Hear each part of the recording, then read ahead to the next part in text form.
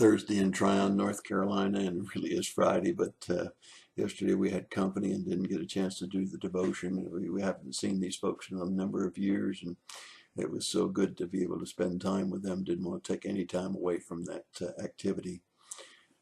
It's wonderful what Proverbs has been able to teach us, and we're only 3 chapters in.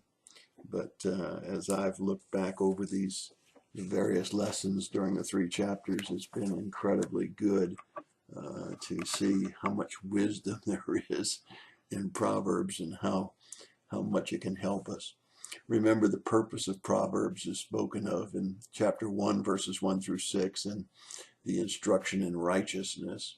And in chapter 1, verse 7 through 9:18, we have my son, speaking to youth, speaking to younger person. We left off last time in chapter 3, verse 25. And remember, we talked about the fact that there's a lot of do nots in the book of Proverbs. And sometimes we look at the do nots as being something that's going to take something away from us. And yet, when we do not do the things that God tells us to do not, we are much better off. And so we're picking up today with verse 26. Do not be afraid of sudden fear or the onslaught of the wicked.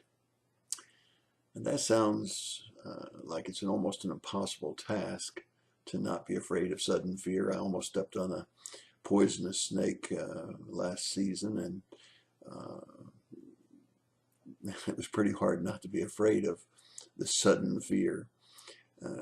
And when onslaughts come, it's pretty hard not to get afraid. But the next verse, next part of the verse tells us why not.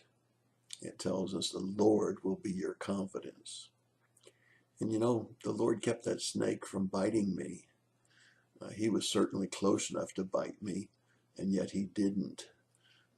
He went the opposite direction away from me. And so we need to remember the Lord is our confidence. And interestingly enough, the second part of that verse is, he'll keep your foot from being caught. I thought that was ironic that here I am with a poisonous snake right at my foot. And here's this proverb saying the Lord will be your confidence and he'll keep your foot from being caught. Verse 27 says, do not withhold good from those to whom it is due. Now, be careful.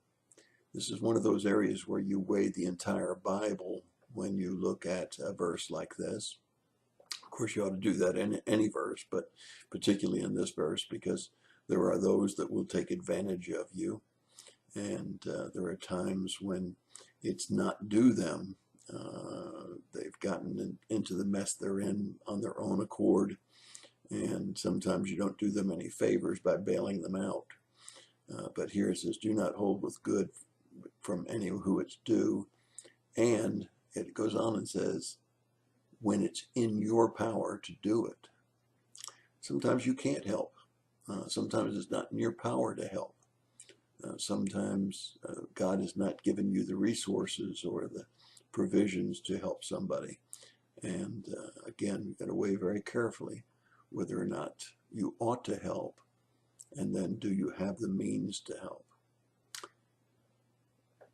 In verse 28, it says, do not say to your neighbor, go and come back tomorrow, I'll give it. In other words, don't put off doing what's right. If it's in your power and it's due them, don't delay. Don't make excuses for not doing it when you should.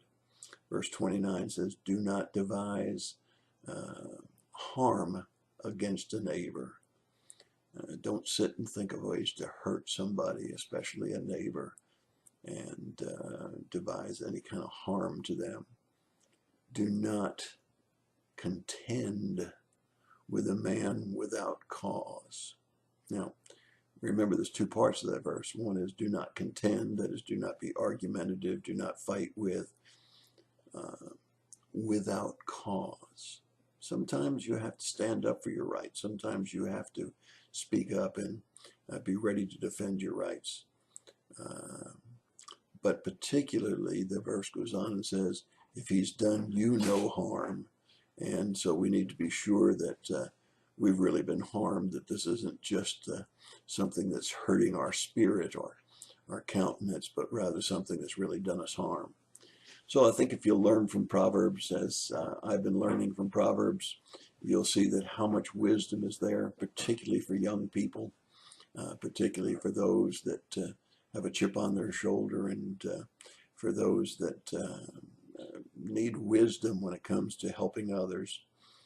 That we remember these principles. These are wonderful principles of Christians interfacing with others.